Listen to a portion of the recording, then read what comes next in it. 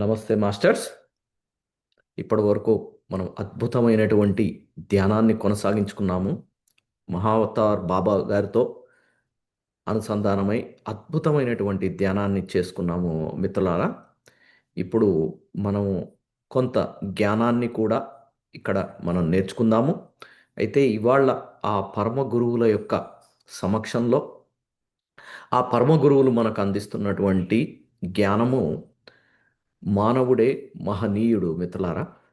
అయితే అది మనం మొదలు పెట్టుకునే ముందు మన బ్రహ్మర్షి పితామహ పత్రిజీ గారికి, స్వర్ణమాల పత్రిజీకి, అదేవిధంగా వంశీకిరణ్ మాస్టర్ గారికి, సుకన్య మాస్టర్ గారికి, అదేవిధంగా ఇంత అద్భుతమైనటువంటి అవకాశాన్ని నాకు ఇచ్చినటువంటి మణిమాల మాస్టర్కి, ఇక పేరు పేరున ఈ ఛానల్ని నిర్వహిస్తున్నటువంటి ప్రతి వారికి కూడా పేరు పేరున నేను ఆత్మ ప్రణామాలు తెలుపుకుంటూ, మిత్రులారా, మీరంతా కూడా ఈ యొక్క అద్భుతమైనటువంటి ధ్యాన జ్ఞాన సెషన్స్కి అటెండ్ అయ్యి అద్భుతమైనటువంటి జ్ఞానాన్ని అందుకుంటున్నటువంటి మీ అందరికీ కూడా పేరు పేరున నేను కృతజ్ఞతలు తెలియజేసుకుంటున్నాను మాస్టర్స్.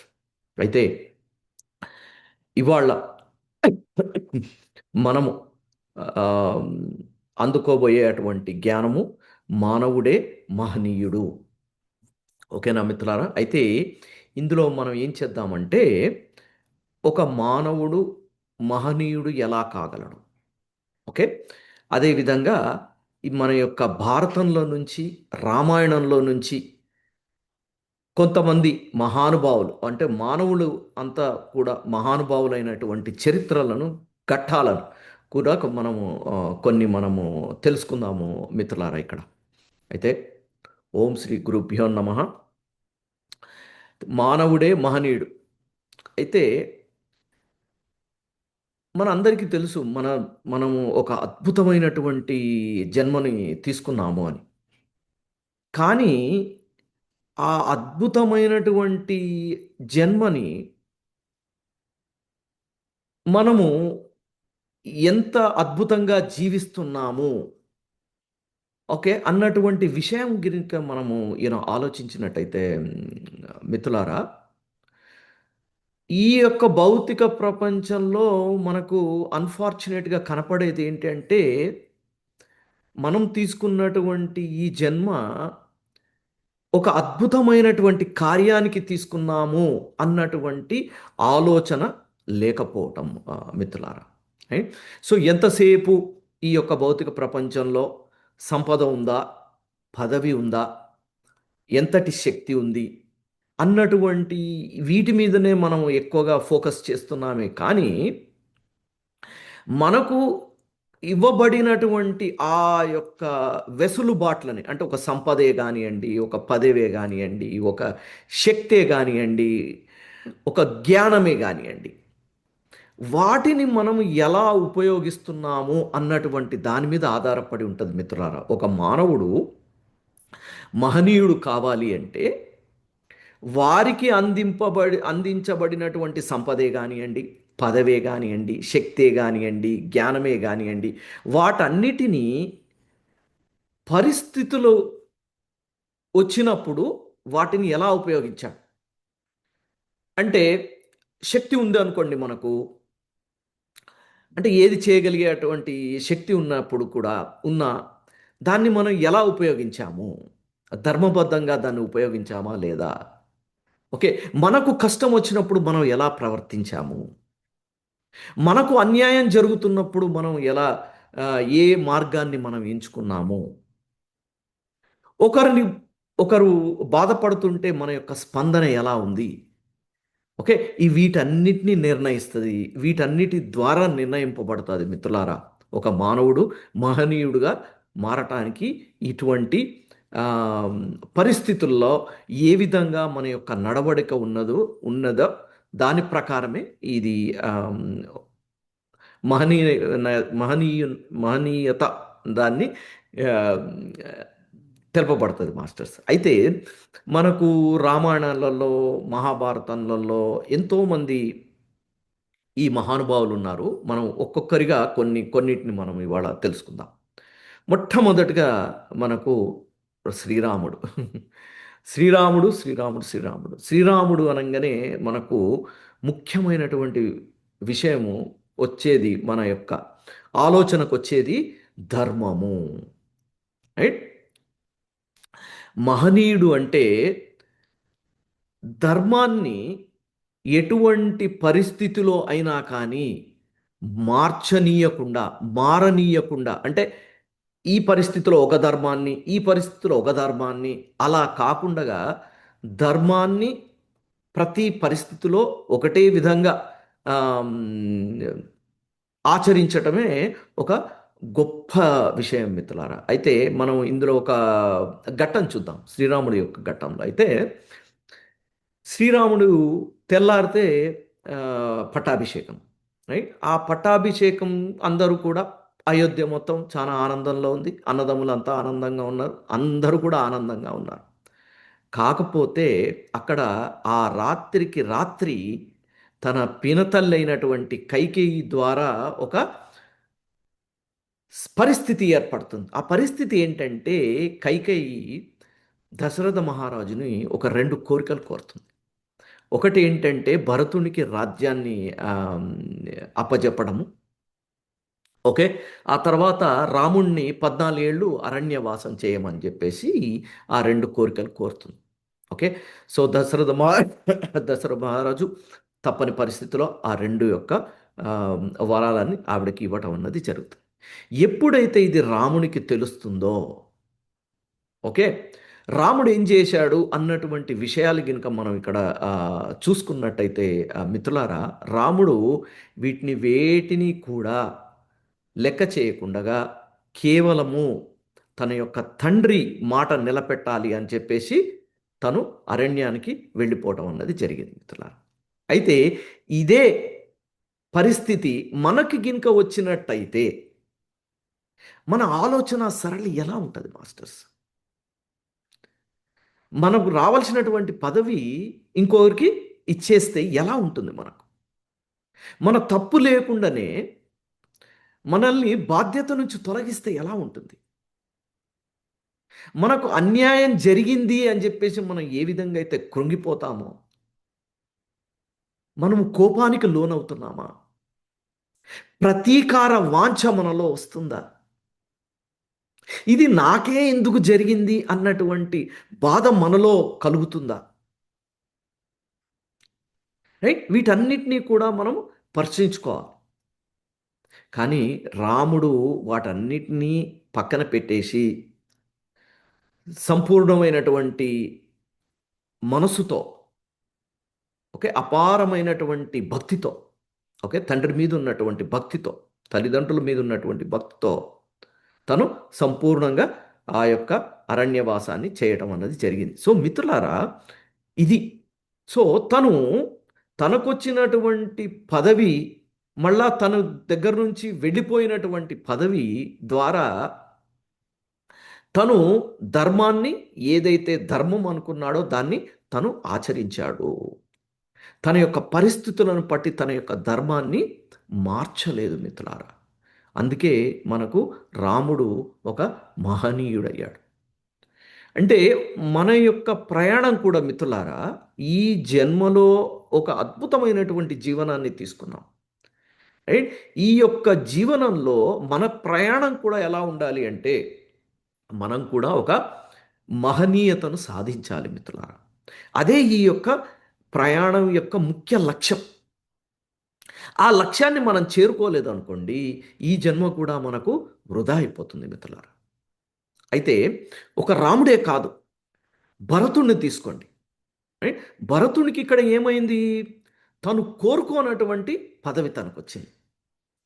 రాజ్యం వచ్చింది, ప్రజలున్నారు, ఓకే, తను కోరుకోలేదు. అయినా తనకు ఆ సింహాసనము, అధికారము, ఓకే, అన్నీ తనకు ఇవ్వబడ్డాయి మిత్రులారా. కానీ భరతుడు ఏం చేశాడు మిత్రులారా?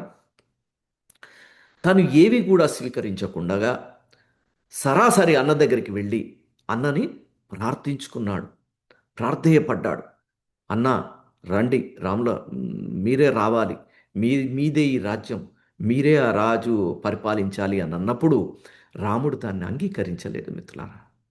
ఎందుకంటే తను నమ్ముకున్నటువంటి ధర్మాన్ని ఆచరిస్తూ తను సున్నితంగా తన తమ్ముణ్ణి రాజ్య పరిపాలన చేయమని చెప్పేసి ఆదేశించడం అనేది జరిగింది మిత్రులారా. అట్లని భరతుడు వెళ్ళి సింహాసనం మీద కూర్చొని తను రాజ్యాన్ని నడపలేదు మిత్రులారా.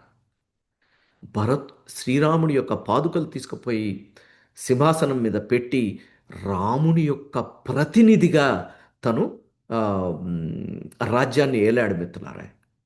అయితే ఇక్కడ అధికారం పొందటం అన్నది గొప్పతనం కాదు మిత్రులారా. అధికారాన్ని వదులుకోవటం కూడా గొప్పతనమే. అంటే ఆ ఎటువంటి పరిస్థితిలో మనకు అధికారం వచ్చింది, ఆ అధికారము ధర్మబద్ధంగా వచ్చిందా? ఓకే. సో, అటువంటి ప్రశ్నలను నిరంతరం మనం చేసేటువంటి ప్రతి ప్రక్రియలో మిత్రులారా, మనము నిరంతరము ఈ విధంగా మనము ప్రశ్నించుకుంటూ ఉండాలి. రైట్? ప్రశ్నించుకున్నప్పుడు మనలో ఉన్నటువంటి అంతర్గుణాలు మనకు ఆహ్, హ్మ్, బయటపడటం అన్నది జరుగుతుంది. దానితో మన యొక్క ప్రయాణం ఎలా సాగుతుంది అన్నటువంటి విషయాలను కూడా మనము తెలుసుకోవచ్చు మిత్రులారా. అయితే మన అదృష్టం ఏంటంటే, వంశీకిరణ్ మాస్టర్ గారి యొక్క శిక్షణ ద్వారా మనందరికీ జ్ఞానం ద్వారా మనందరికీ కళల ద్వారా జ్ఞానం అన్నటువంటి విషయాలు మనకు పరిచయమైనాయి. అయితే మన ఈ దైనందిక జీవితంలో ఏ విధంగా అయితే మనము మన యొక్క ప్రతి విషయంలో ఏ విధంగా అయితే మనం ప్రశ్నించుకుంటూ మనల్ని మనము వృద్ధి చెందుకుంటూ పోతుంటామో, అదే విధంగా మనము కళల ద్వారా కూడా మనము ఇటువంటి ప్రశ్నలనే అడిగి మన యొక్క ఆత్మ ఉన్నతి ఎలా ఉందో తెలుసుకునేటువంటి ఒక అద్భుతమైనటువంటి ప్రక్రియ మనకు వంశీకిరణ్ మాస్టర్ గారు ఇచ్చారు. ఓకే. సో, కాబట్టి మనము ఇలలో ఇటువంటి మహనీయుల యొక్క చరిత్రల నుంచి మనల్ని మనము అటువంటి పరిస్థితుల్లో ప్రశ్నించుకుంటూ, అదేవిధంగా కళల ద్వారా జ్ఞానంలో కూడా కళల ద్వారా కూడా మనము ప్రశ్నించుకుంటూ మన యొక్క ఉన్నతి సాగించాలి మిత్రులారా. ఇకపోతే ఒక మనం అనుకున్న ఒక సంపద ఉంటే మహనీయుడు అవుతాడా? లేకపోతే ఒక విద్య ఉంటే మహనీయత వస్తుందా? అన్నటువంటి వాట్లల్లో మనం ఇంకా పరిశీలించినట్టయితే ఇవేవి కూడా మహనీయతకు అడ్డుపడవు మిత్రులారా. ఓకే. సో, దీనికి ఉదాహరణ శబరి. రైట్? రామాయణంలో శబరి. శబరి ఏంటి మిత్రులారా? ఆవిడేమి రాజకుమారి కాదే. ఆవిడ దగ్గర పెద్ద సంపద కూడా ఏం లేదే. ప్లస్ ఆమె కూడా అంత పెద్ద దాన్నేమంటారు విద్యావంతులు కూడా ఏం కాదే. కానీ తనకు ఉన్నటువంటి అపారమైనటువంటి భక్తి, ఆ రాముని మీద అపారమైనటువంటి భక్తి, అచంచలమైనటువంటి భక్తితో నిత్యము హృదయం లోతుల నుంచి తన గురించి, ఆ రాముని గురించి ఎదురు చూస్తూ నిత్యము ఆ ఆశ్రమాన్ని శుద్ధి శుద్ధి చేస్తూ ఆ రాముడి కోసం ఎదురు చూసింది మిత్రులారా.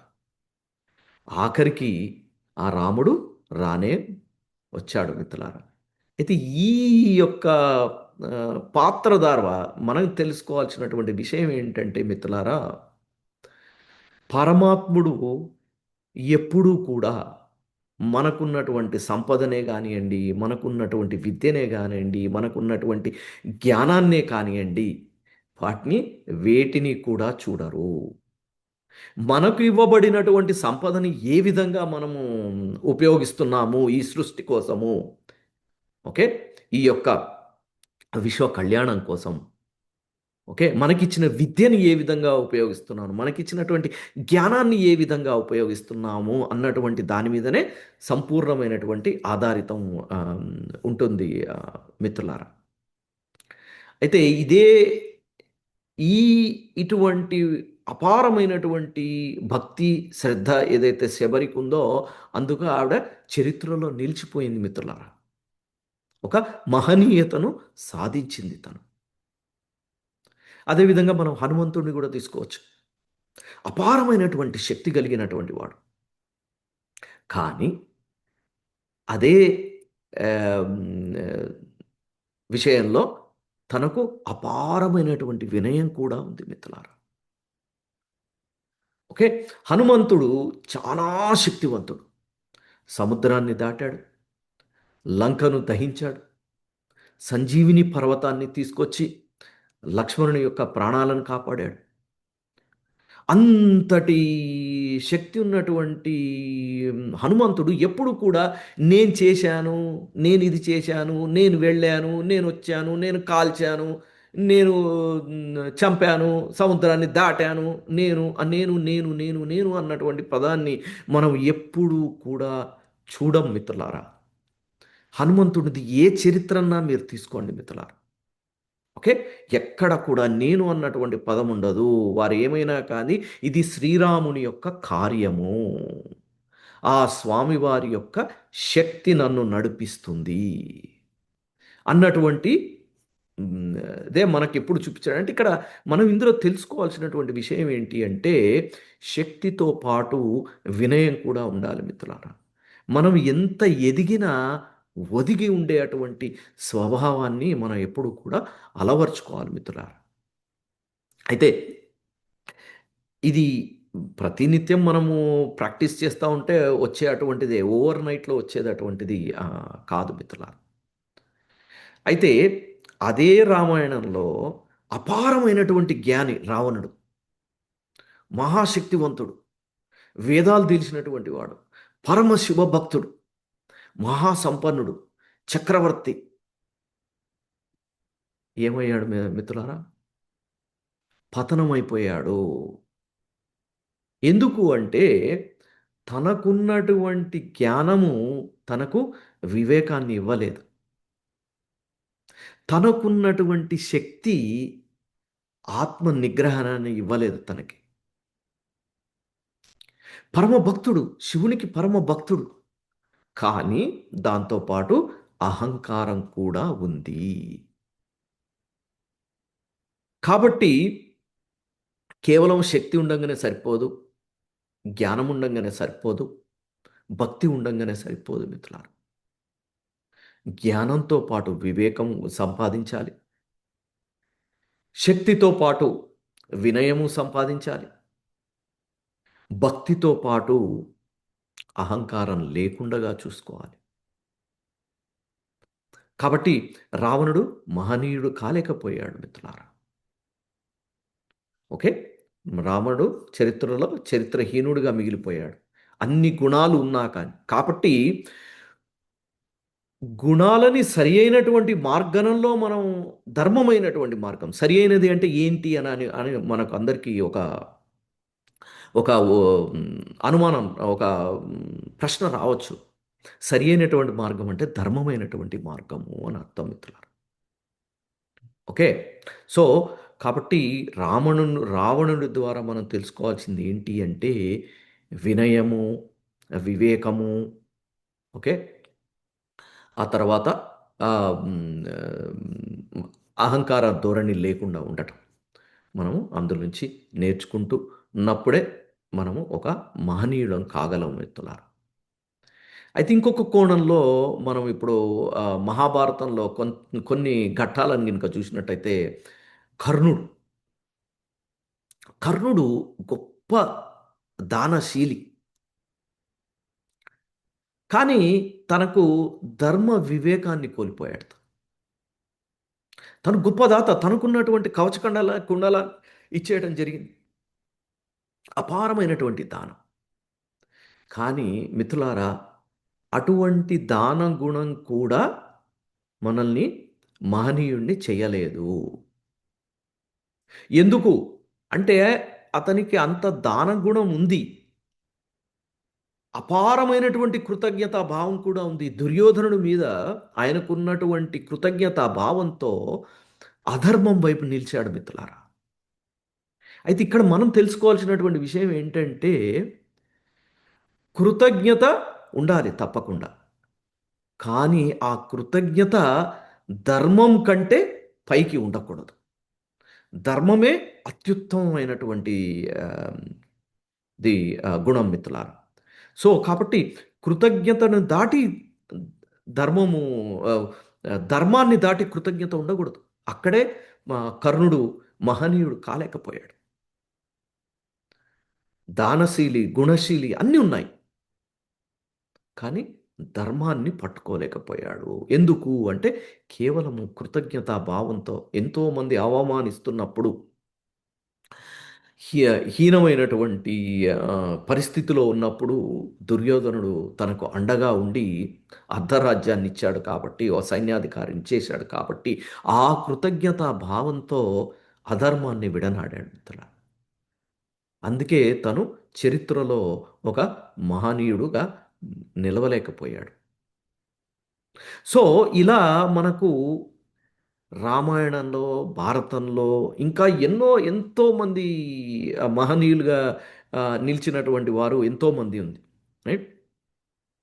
అయితే ఈ మహనీయతకు శరణాగతి కూడా ఒక సరి అయినటువంటి గుణం మిత్రులారా. అంటే శరణాగతి అంటే అర్థం ఏంటంటే ఏదన్నా ఎటువంటి పరిస్థితిలో అయినా కానీ మనము చేయాల్సినటువంటిది మనము చేసి ఆ తర్వాత ఆ యొక్క దైవాన్ని ఆశ్రయించటమే శరణాగతి మిత్రులారా. అందుకు ఉదాహరణ మనం ద్రౌపదిని చెప్పుకోవచ్చు. అయితే సభలో ద్రౌపదికి వస్త్రాభరణం అవమానం జరుగుతున్నప్పుడు తను సహాయం కోసం ఆ యొక్క సభలో ఎదురు చూసింది. ఎవ్వరు కూడా ధైర్యం చేయలేకపోయారు. ఓకే. తన శక్తి ఉన్నంత వరకు తను ప్రయత్నం చేసింది. తన యొక్క ఈ యొక్క ఆహ్, హరణానికి తను చాలా, చాలా శాయశక్తులా దాన్ని ప్రయత్నించి చివరికి కృష్ణుడిని సంపూర్ణమైనటువంటి హృదయంతో ఆశ్రయించింది. రైట్? సో, తన శక్తి మేరకు తను పోరాడింది. ఇక తనకు చెయ్యలేను అన్నప్పుడు తనేం చేసింది? తన యొక్క అహాన్ని వదిలేసి ఆ యొక్క భగవంతుడిని ఆశ్రయించింది. సో, కాబట్టి మిత్రులారా, శరణాగతి అంటే కేవలము భగవంతుడిని ఆశ్రయించటమే కాదు. మనకు శక్తికి తగ్గది మనము చేయాలి. చేసిన తర్వాత అప్పుడు మనము శరణాగతి పొందాలి. శరణాగతిలో ఉండాలి మిత్రులారా. ఓకే. సో, కాబట్టి ఈ విధంగా మనము అర్జునుడు, అర్జునుడి నుంచి కూడా మనం ఎంతో తెలుసుకోవచ్చు. ఎందుకంటే అర్జునుడు కూడా అపారమైనటువంటి విద్య కలిగినటువంటి వాడు. యుద్ధ యుద్ధ విద్య కలిగినటువంటి వాడు. అపారమైనటువంటి గుణాలు కలిగినటువంటి వాడు. రైట్? కానీ చూడండి ఎప్పుడైతే పరిస్థితి వస్తుందో తను కృంగిపోయాడు. కానీ ఒకటి గుర్తుపెట్టుకోవాలి మిత్రులారా. అర్జునుడు కృంగిపోయాడే కానీ తన యొక్క ఆహ్, ఆహ్, అహంకారాన్ని ప్రదర్శించలేదక్కడ. ఏయ్! నేను నేను ఇది నేను అన్నటువంటి భావనలో తను లేకుండగా తనేం చేశాడు, కృష్ణుడికి తను లొంగిపోయాడు. అంటే మనము ఎప్పుడైతే మనకు ఆహ్, ఒక దాన్నేమంటారు సూచన కావాలన్నా, ఏదన్నా సహాయం కావాలన్నా కానీ, మనము నిర్భయంగా, నిర్మొహమాటంగా, ఎటువంటి భేషజాలు లేకుండగా మనము అడగగలిగేటువంటి గుణము మనలో తప్పకుండా ఉండాలి మిత్రులారా. ఓకే. సో, ఇవన్నీ కూడా మనల్ని ఒక ఉన్నతమైనటువంటి స్థితికి తీసుకువెళ్ళేటువంటి అవకాశాలు ఉంటాయి మిత్రులారా. అయితే వీటన్నిటిని కూడా మనము ఈ యొక్క అద్భుతమైనటువంటి గ్రంథాలు, కావ్యాలు ఇవన్నీ మనకు ఎందుకు ఇచ్చారు అంటే వీటన్నిటిని కూడా మనము నిత్యము నెమరేసుకుంటుండాలి. ఓకే. నిత్యం నెమరేసుకుంటే మనకు ఒక అద్భుతమైనటువంటి విషయాలన్నీ తెలుస్తా ఉంటది. అంతే ఎందుకు భగవద్గీతలో ఎన్ని అద్భుతమైనటువంటి శ్లోకాలున్నాయి మిత్రులారా. ఒకటి అద్భుతమైనటువంటి శ్లోకం రైట్. కర్మణ్యేవాధికారస్య మా ఫలేషు కదాచన అన్నటువంటి ఒక అద్భుతమైనటువంటి శ్లోకంలో ఆ పరమాత్ముడు శ్రీకృష్ణుడు మనందరికీ చెప్పింది ఏంటి? మనం చేయాల్సినటువంటి పనిని బాధ్యతతో దాన్ని మనము చెయ్యాలి. దాని యొక్క ఫలితాలని మనము ఆ యొక్క పరమాత్మునికి వదిలేయాలి. మన ఆచరణని పట్టే మనకు ఆ ఫలితం అన్నది రావటం జరుగుతుంది. అదే కాకుండగా మనం చేసినటువంటి గత జన్మల్లో చేసినటువంటి వాటికి కూడా మనము కర్మఫలాన్ని అనుభవిస్తాము. అద్భుతమైన అద్భుతమైనటువంటి కర్మయోగాన్ని చెప్పడం జరిగింది. జ్ఞానయోగంలో ఆ అపారమైనటువంటి జ్ఞానాన్ని మనకు ఇవ్వటం జరిగింది మిత్రులారా. సో, ఇటువంటి జ్ఞానము ఎప్పుడైతే మనము పట్టుకుంటామో, అప్పుడు మనము ఒక మహనీయుడైతాం మిత్రులారా. ఏ విధంగా అయితే రాముడు ధర్మాన్ని పట్టుకున్నాడు. రైట్? తను ధర్మాన్ని పట్టుకున్నాడు కాబట్టి మహనీయుడయ్యాడు. భరతుడు స్వార్థాన్ని వదిలేసి త్యాగాన్ని పట్టుకున్నాడు. కాబట్టి తను మహనీయుడయ్యాడు. శబరి నిర్మలమైన హృదయంతో, భక్తితో తను ఒక భక్తిని పట్టుకుంది. కాబట్టి తను కూడా మహనీయురాలైపోయింది. హనుమంతుడికి అంత శక్తి ఉన్నా కానీ తన శక్తిని అంతా కూడా సేవకు వినియోగించాడు మిత్రులారా. ఓకే. సో, తను సేవకు వినియోగించాడు కాబట్టి తను ఒక అద్భుతమైనటువంటి మహనీయుడయ్యాడు. ఇక కర్ణుడు దాన గుణాలన్నిటినీ ఉన్నా కానీ తను ధర్మాన్ని పట్టుకోలేకపోయాడు. కాబట్టి అక్కడ మనం నేర్చుకోవాల్సింది ఏంటి అంటే, ధర్మం అన్నది అత్యుత్తమమైనటువంటి సాధన. సో, మనం ఎప్పుడూ సాధన ద్వారా ధర్మాన్ని మనం పాటిస్తూనే ఉండాలి. ఓకే. సో, ఇంకొకటి ఏంటి, మనకు ద్రౌపది, అర్జునుడు వీటన్నిటి మూలంగా మనకు తెలిసింది ఏంటంటే శరణాగతి. మనం చేయాల్సింది మనం చేస్తూ, మనం ఆ యొక్క పరమాత్ముడిని గనుక ఆశ్రయించినట్టయితే తప్పకుండా మనకు అందాల్సినటువంటి ఫలితాలని మనకు అందిస్తూ ఉంటుంది మిత్రులారా. అయితే ప్రతిసారి కూడా మనం నిత్యము ఏం చేయాలి అంటే, ఒక ఆత్మ పరిశీలన అన్నది మనము నిత్యం చేసుకుంటుండాలి మిత్రులారా. ఓకే. నా జీవితంలో రాముని లాంటి ధర్మాన్ని నేను ఆచరిస్తున్నానా? భరతుడు లాంటి త్యాగం నాలో ఉందా? శబరి లాంటి భక్తి నాలో ఉందా? హనుమంతుడి లాంటి సేవాభావం నాలో ఉందా? కర్ణుడి లాంటి దానగుణం నాలో ఉందా? అర్జునుడిలాగా వినయం నాలో ఉందా? అన్నటువంటిది మీరు నిత్యము ఇటువంటి ప్రశ్నలు పొద్దున, సాయంత్రం గినుక మీరు చేసుకున్నట్టయితే మిత్రులారా, మీరు ఎప్పుడూ కూడా ఆ యొక్క ఎరుక స్థితిలో ఉంటారు. రైట్? అదే కాకుండగా మనకున్నటువంటి ఈ అర్షడ్ వర్గాలు, రైట్? కామము, క్రోధము, లోభము, మోహము, మదము, మాత్సర్యము వీటన్నిటినీ కూడా మనము ధర్మబద్ధంగా వినియోగిస్తున్నామా లేదా? అన్నటువంటిది కూడా మనకు చాలా ముఖ్యం.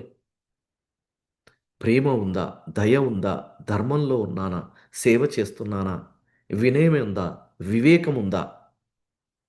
ఇలా ఇటువంటి వాటిని మనం ఎప్పుడూ నెమరేసుకుంటూ పోతే మిత్రులారా, ఎప్పుడైతే మనకు అటువంటి పరిస్థితులు వస్తాయో, ఇవన్నీ కూడా మనకు ఒక ప్రేరణతిగా మనల్ని ఆ యొక్క ఎరుక స్థితిలో ఉంచి మన యొక్క ఈ ప్రయాణం ముఖ్యంగా ఈ యొక్క ధ్యానంలో, జ్ఞానంలో ప్రయాణం చేయటం అన్నది సంపూర్ణమైనటువంటి అవగాహన మనలో ఉంటే తప్ప మనం ఈ ప్రయాణం చేయలేం మిత్రులారా.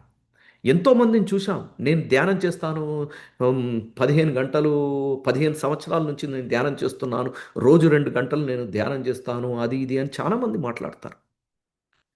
కానీ వారి యొక్క నిజస్వరూపము ధ్యానం నుంచి బయటకొచ్చిన తర్వాత మనకు సంపూర్ణంగా అర్థమవుతుంది. ఎందుకు అంటే వాళ్ళు అడిగేటువంటి ప్రశ్నలతోటి మనం చెప్పేయచ్చు. వాళ్ళంటారు, "మాస్టర్, మేము రోజు 2 గంటలు ధ్యానం చేస్తున్నాము. ధ్యానంలో కూర్చున్నప్పుడు బానే ఉంటుంది. కానీ ధ్యానం నుంచి బయటకొచ్చిన తర్వాత అపారమైనటువంటి కోపం వస్తుంది.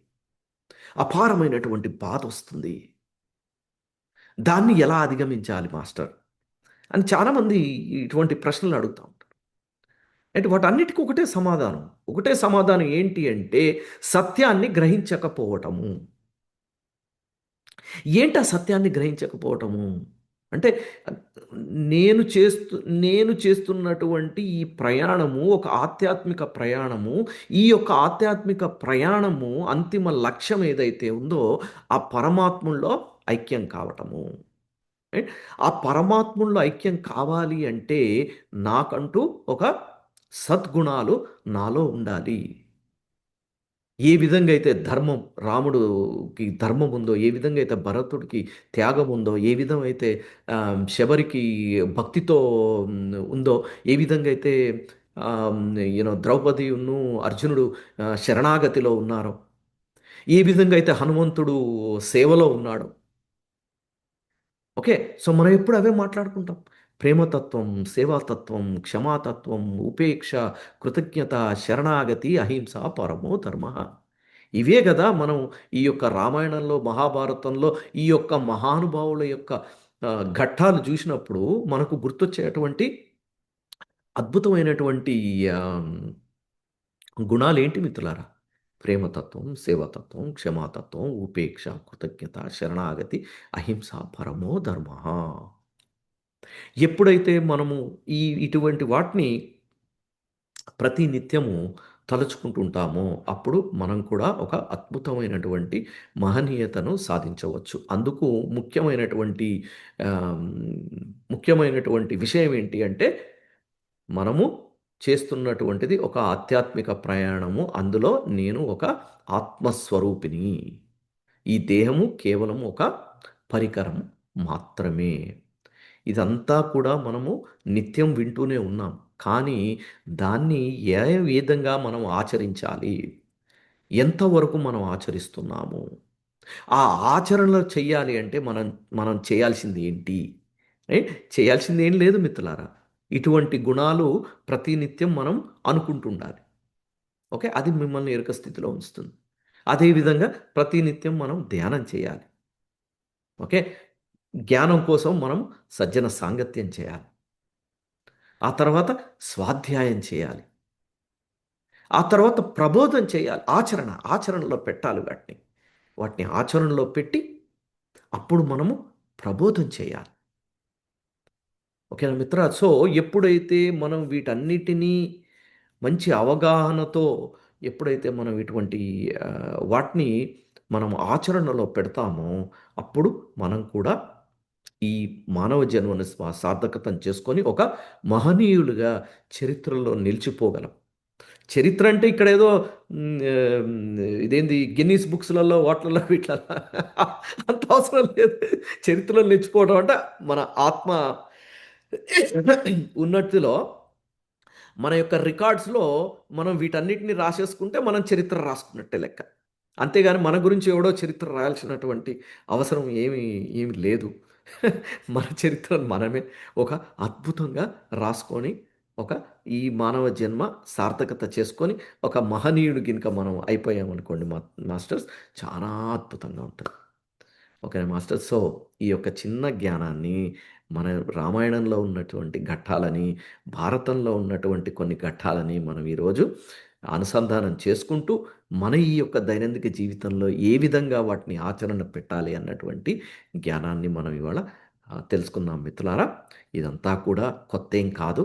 కాకపోతే ఏంటంటే ప్రతినిత్యం మనం వీటిని ఆహ్, న మాట్లాడుకుంటున్నప్పుడు, చర్చించుకుంటున్నప్పుడు అవి మనకు ఆహ్, అంతర్గతంగా మనలో లీలమైపోతుంది. సో, ఎప్పుడైతే మనము ఏదన్నా పని చేయాలన్నప్పుడు ఆ లీలమైనటువంటి గుణము మనకు బయటికి వస్తుందన్నమాట. కాబట్టి సర్వే జనా సుఖినో భవంతు. లోకానాం సమస్తా సుఖినో భవంతు. ఓం శాంతి, శాంతి, శాంతి మిత్రులారా. ఎవరికన్నా కానీ ఏమన్నా క్వెషన్‌లు ఉన్నట్టయితే తప్పకుండా ఆహ్, అడగండి. మనము మాట్లాడుకోవచ్చు. చర్చించుకోవచ్చు. ఏ ప్రశ్నైనా పర్వాలేదు మిత్రులారా.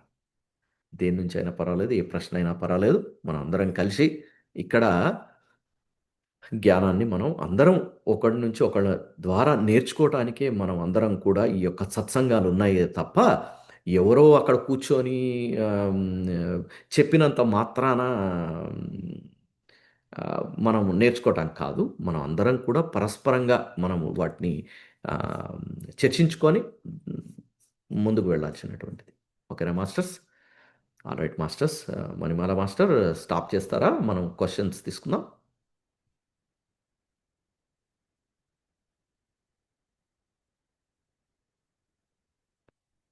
All right. Questions. Rama Nalgonda garu మాట్లాడండి మాస్టర్. రామ గారు మాట్లాడండి. అన్మ్యూట్ చే నమస్తే సార్. నమస్తే మాస్టర్. నాకు మీరు చెప్పినట్టు ధ్యానం చేసిన తర్వాత దుఃఖము, కోపము, ఆవేశము విపరీతమై ఒక్కొక్క నాడు వస్తుంది, ఒక్కొక్క నాడు